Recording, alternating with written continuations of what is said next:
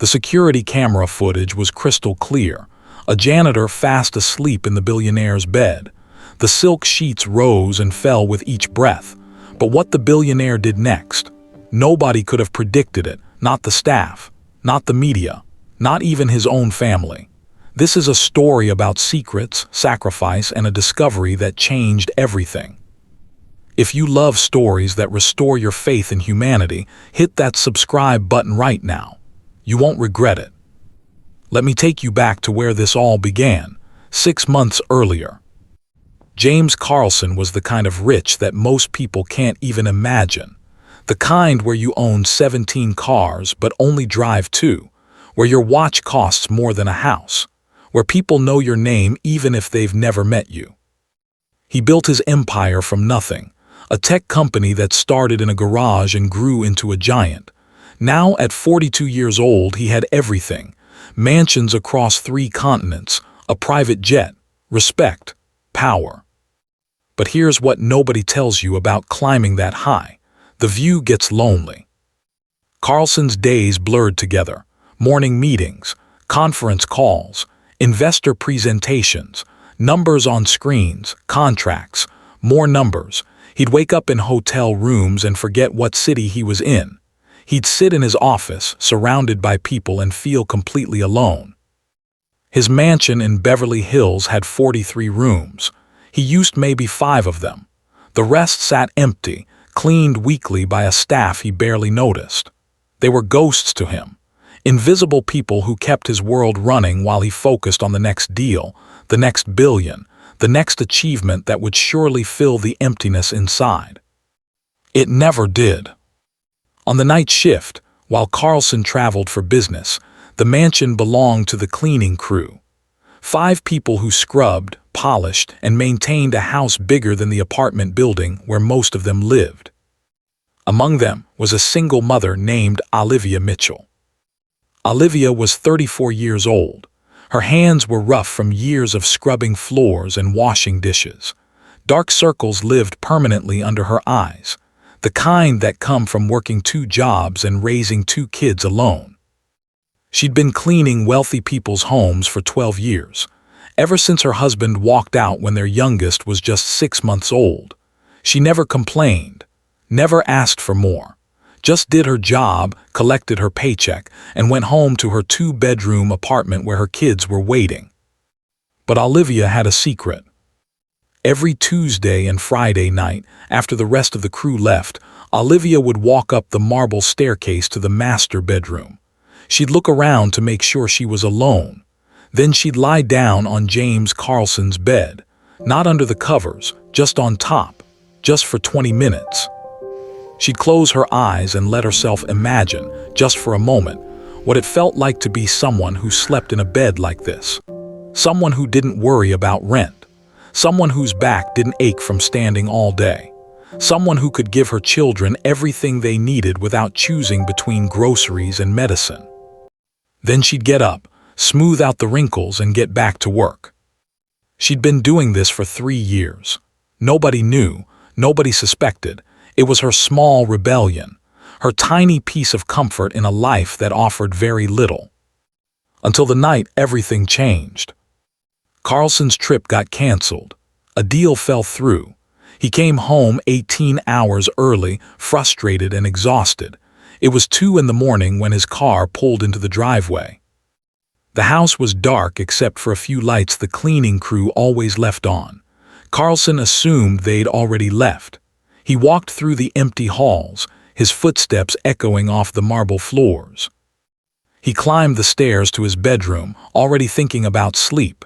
He pushed open the door and froze. Someone was in his bed. His first thought was an intruder. His second was anger. He reached for his phone, ready to call security. But then he noticed the cleaning supplies in the corner, the uniform. This wasn't a break-in. This was one of his staff. The woman was clearly exhausted. She slept the way people sleep when they're truly worn out, when they've pushed their body beyond its limits and finally surrendered to rest. Carlson should have woken her immediately, should have fired her on the spot. That's what any reasonable person would do. But something made him stop. Maybe it was the way her face looked so peaceful, so different from the stressed, exhausted faces he saw in every mirror, including his own. Maybe it was curiosity. Maybe it was the lateness of the hour making him reckless. Carlson pulled out his phone, but instead of calling security, he opened the security camera app. He rewound the footage, and what he saw made his blood run cold. The camera showed Olivia entering the bedroom at 11:15, but before lying down, she did something Carlson didn't expect. Olivia walked to the nightstand, opened the drawer, and carefully placed something inside. Then she lay on the bed, closed her eyes, and within minutes fell asleep. Carlson's heart pounded. What had this woman put in his nightstand? A weapon, drugs, evidence of theft. He moved quietly across the room. Olivia didn't stir. Carlson opened the drawer slowly, careful not to make noise. Inside was a small, worn notebook. Carlson pulled it out. The cover was held together with tape. The pages were dog-eared and stained. He opened it and began to read. The first page was dated 3 years ago. The handwriting was shaky but careful. Started working at the Carlson mansion today. It's the biggest house I've ever seen. Mr. Carlson wasn't there. They say he's never there. I cleaned 17 bathrooms. 17. My entire apartment could fit in one of them. Carlson turned the page. Mia asked for new shoes today. Hers have holes in them. The other kids at school noticed. She cried. I told her we'd get them next month. I've been telling her that for 3 months. I hate myself for lying to my own daughter. Another page. Jake's teacher called. He's falling behind in reading. She recommended a tutor. I laughed. Not because it was funny, because a tutor costs more than I make in a week. I'll help him myself, after my shifts, when I can keep my eyes open. The entries went on, page after page. Years of Olivia's life written in these pages. Her struggles. Her daughter who needed braces they couldn't afford. Her son who was brilliant but might never go to college. The juggling act of 2 jobs, 2 kids, and never enough hours or money. There were entries about pain, about skipping meals so her kids could eat more, about the electricity getting shut off, about birthdays celebrated with dollar store cake because it was all she could afford. But there were also entries about love, about her children's laughter, about homework done at the kitchen table, about goodnight kisses, about pride in raising good kids despite everything. And then Carlson found the entries about the bed. I know it's wrong. I know I could lose my job, but just for a few minutes I let myself pretend I'm someone who doesn't have to count pennies, someone who can give her kids what they need, someone who isn't failing. It's the only peace I get all week. I'm sorry, Mr. Carlson. I hope you never find out. Carlson's hands shook as he turned to the most recent entry. It was from earlier that night. Mia needs glasses. The school nurse said it's affecting her learning. The exam alone costs $200. The glasses cost more. Jake wants to try out for the soccer team, but I can't afford the equipment. I lie in this bed and I imagine I'm the kind of mother who can say yes, who can give them normal childhoods, who doesn't have to choose between vision and sports. Then I wake up and I'm just me, and I can't give them anything except broken promises and apologies. The final line destroyed him. My Bobbies deserve so much better than me. Carlson closed the notebook, his throat tight, his eyes burning. He looked at the woman sleeping on his bed, really looked at her for the first time. And he saw something he'd been too blind, too busy, too self-absorbed to see before. He saw a human being, a mother, a fighter, a woman who'd worked herself to exhaustion and still believed she wasn't enough.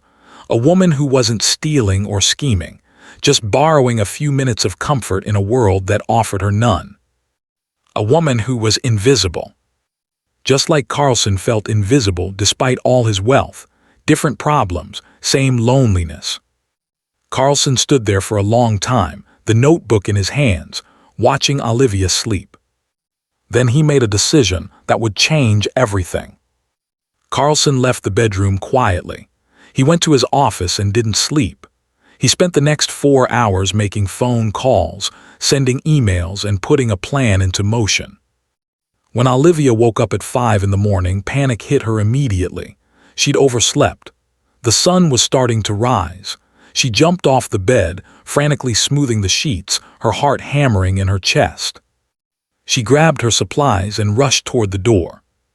Carlson was standing there. Olivia's face went white. The color drained so fast she looked like she might faint. "Mr. Carlson, I can explain. I didn't mean." Carlson held up his hand. "Stop."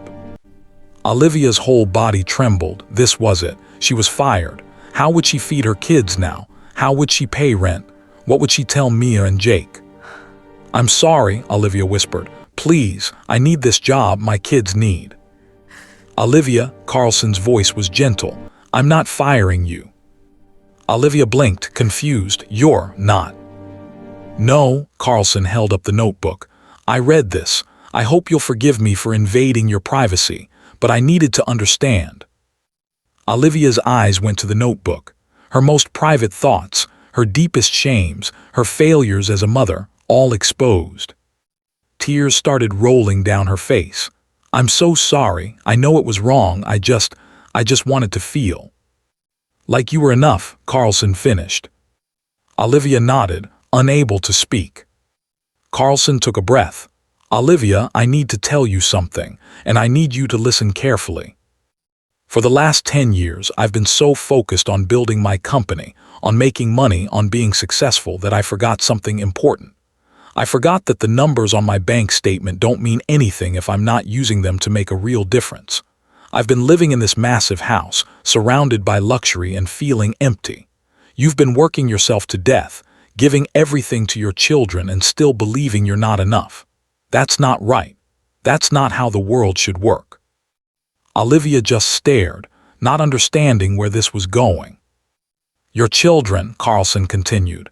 "Mia and Jake, what school do they go to?" "Lincoln Elementary," Olivia said quietly. "They're going to stay there, but starting next week all their expenses are covered. School supplies, field trips, sports equipment, everything.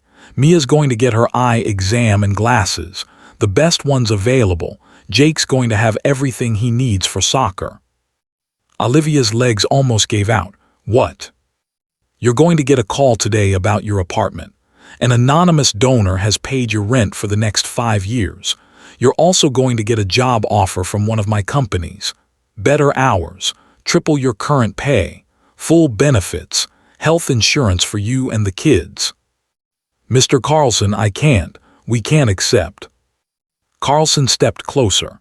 "Olivia, you've spent 12 years sacrificing everything for your children, working jobs that don't pay you what you're worth, going without so they can have, being invisible while making everyone else's life comfortable. It's someone else's turn to take care of you." Tears streamed down Olivia's face now. Her whole body shook. "There's one more thing," Carlson said.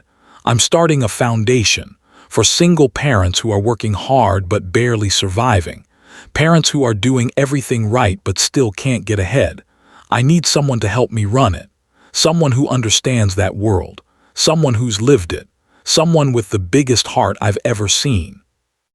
"I'm just a janitor," Olivia whispered. "No," Carlson said firmly. "You're a mother who loved her children so much she worked 2 jobs and still found time to help with homework. A woman who went hungry so they could eat. A woman who, despite having every reason to give up, kept fighting. That's not just anything. That's extraordinary." Olivia couldn't hold it together anymore. She broke down completely. 12 years of exhaustion, worry, and pain came pouring out. And Carlson, this billionaire she'd only seen in photos, put a hand on her shoulder and let her cry. Here's what nobody tells you about life-changing moments. They don't fix everything instantly. Olivia didn't stop being scared, didn't immediately believe she deserved good things. Years of struggling had taught her that hope was dangerous. But Carlson didn't give up on her. They spent the next weeks together. Carlson showed Olivia the foundation he was building, explained how they'd identify single parents in need, how they'd provide not just money but support, childcare assistance, education, and opportunity. Olivia was hesitant at first. She'd never done anything like this. She didn't have a college degree, didn't wear fancy clothes, didn't know the right words. "That's exactly why I need you," Carlson told her. "I've spent my whole career around people with degrees and fancy words. They're all experts at business. But you're an expert at being human, at understanding what real parents need. That's worth more than any degree." Slowly, Olivia started to believe him. Her children couldn't believe it when things started changing. New shoes for Mia, glasses that made her gasp when she could finally see the board at school, soccer equipment for Jake, a refrigerator that was actually full. "Mom, what's happening?" Mia asked one night, holding her new glasses carefully. Olivia hugged her daughter tight. "I think," she said, her voice shaking, "I think someone finally saw us." 6 months later, the foundation officially launched. They called it the Invisible Parent Project. Its mission was simple: find the single parents society overlooks and give them the support they deserve. Olivia became the face of it. She told her story in interviews, on television, in articles. At first, she was terrified. She wasn't used to being seen, let alone celebrated. But then the letters started coming. Thousands of them, from single mothers and fathers, from people working 3 jobs and still struggling, from parents who'd felt invisible their whole lives, people who finally felt seen. "Your story gave me hope," one letter said. "I thought I'd die without anyone knowing how hard I tried." Another, "I showed my daughter your interview. She said, 'Mama, you're a hero just like her.'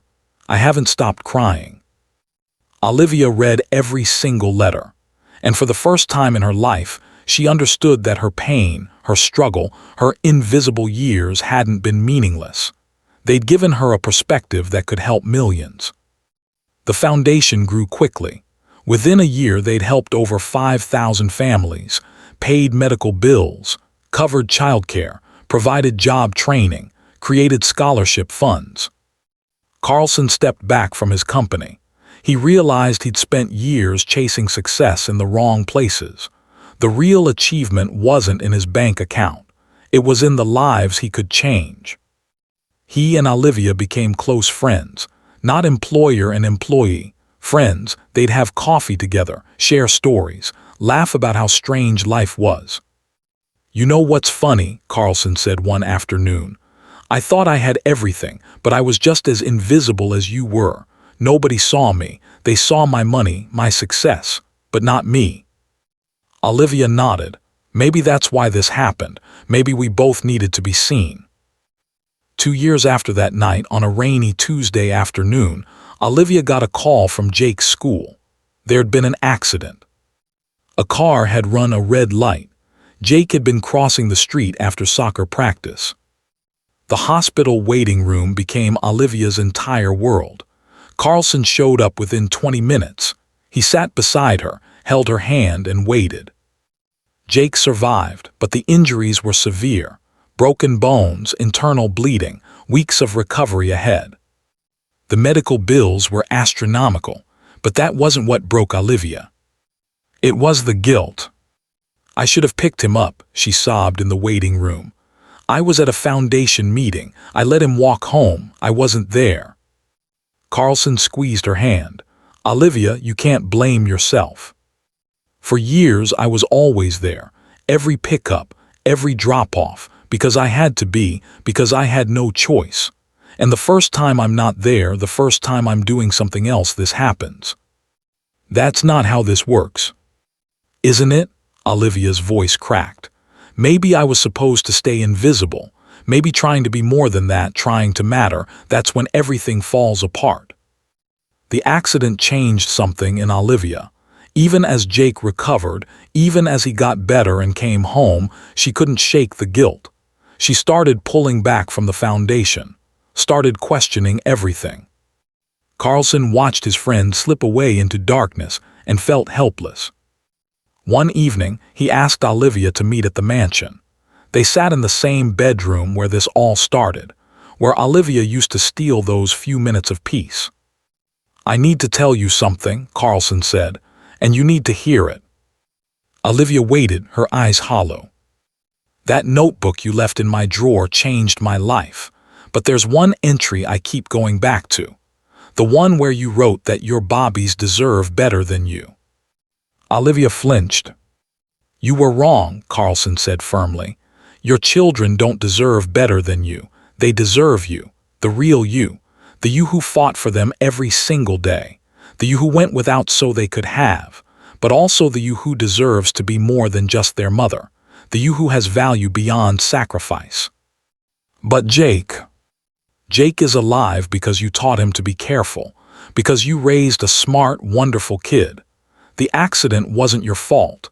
It was a random, terrible thing. And you being at a foundation meeting, helping thousands of other kids, that doesn't make you a bad mother. It makes you human." Tears rolled down Olivia's face. "You spent so many years being invisible, being only a mother, that you forgot you're allowed to be a person too. You're allowed to have a purpose beyond your children. You're allowed to matter." Olivia broke down, and Carlson led her, because sometimes that's what healing looks like. Jake recovered fully. It took months, but he did, and something beautiful happened during his recovery. He saw his mother's work, really saw it. Kids from the foundation sent him cards. Families they'd helped sent messages. He read articles about his mother, watched interviews, and he realized something. His mom was a hero. Not just to him, to thousands of people. "Mom," he said one afternoon, still in his recovery bed, "I'm proud of you." Olivia looked up from the book she was reading to him. "What?" "I'm proud that you're my mom, not just because you take care of me and Mia, but because you're changing the world." Mia, sitting on the other side of the bed, nodded. "You're like a superhero, but real." Olivia started crying, but this time they were different tears. "You guys are my world," she whispered. "We know," Jake said, "but you're allowed to have a bigger world too. That's what makes you amazing." Out of the mouths of children comes the deepest wisdom. 5 years later, the Invisible Parent Project operates in 43 countries. It's helped over 2 million families, created thousands of jobs, funded hundreds of thousands of scholarships, provided childcare, healthcare, and hope. Olivia still runs it, but she's not alone. Her children, now teenagers, volunteer every summer. Mia wants to be a social worker. Jake wants to be a lawyer who helps families in need. The mansion in Beverly Hills is different now. It's no longer empty. It's a training center for the foundation. The bedrooms are offices. The dining room is a conference space. The master bedroom, where Olivia used to lie down and dream, is now called the Olivia Mitchell Hope Room. It's where they hold orientation for new employees, where they tell Olivia's story, where they remind everyone who works there why they do what they do. On the wall is a framed photo of Olivia with her children, all 3 of them smiling. Underneath it, a quote from her notebook. "My Bobbies deserve so much better than me." And below that, Carlson added, "They deserved exactly you, and now the world knows it." Here's what that security footage really captured that night. Not a crime, not a violation, but a moment when 2 invisible people finally saw each other. When a billionaire realized that all his success meant nothing compared to one act of human kindness. When a single mother learned that her worth wasn't measured by what she could provide, but by who she was. The world tells us that success is about climbing higher, making more, achieving more. But Olivia Mitchell taught us something different. She taught us that real success is about lifting each other up, about seeing the invisible, about choosing compassion over judgment, about recognizing that we're all just human beings, trying our best, hoping someone notices that we matter. So the next time you see a janitor, a server, a single parent juggling bags and children, anyone society has trained you to overlook, stop. Look at them. Really look. See them. Because everyone has a story. Everyone has dreams. Everyone has a heart that beats with the same hopes and fears as yours. And everyone deserves to be seen. Olivia Mitchell was a single mother who slept on a billionaire's bed and changed the world. Not because of what she took, but because of what she gave. Her story, her heart, her reminder that being human is the most important thing any of us can be. If this story touched you, if it reminded you to see the people around you, hit that like button. Share this video with someone who needs to hear it. Subscribe so you never miss stories that matter. Because Olivia's story isn't just hers anymore, it's ours. A reminder that we're all connected, all important, all visible. If we just choose to see.